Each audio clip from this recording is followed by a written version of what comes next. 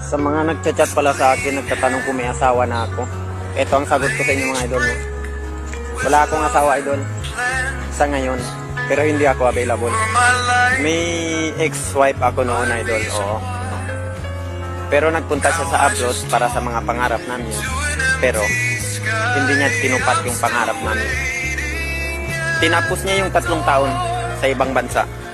Tapos pag uwi niya, idol, no, galing abroad din na sa amin, sa ibang lalaki na. Mahirap talaga, 6 yung anak namin, andito lahat sa akin. Kaya nakita nyo lang, parang masaya-masaya lang ako, di ba? Nagpupus lang ako, masaya, pero di nyo alam, nahihirapan na ako sa totoong buhay lang talaga ito. Nahihirapan na talaga ako. Kaya sa mga nag-chat sa akin, idol, no, hindi ako nag-reply. Pasensya na, kasi iniiwasan ko muna yung mga ganyan-ganyan bagay. Kasi 6 talaga yung anak ko, wala na ako, hindi na ako nangarap na magkasawa pa ako. Masaya na ako kahit hindi na ako magkasawa. Andito naman yung mga anak ko, 6 yung anak ko, idol. Ako lang, mag-isa lang ako nagtatrabaho para sa mga anak ko. Kaya kung nanood naman, yung mga video ko, masaya lang ako, pero di nyo alam. Grabe, nahirapan na ako. Umiiyak ako patago, idol.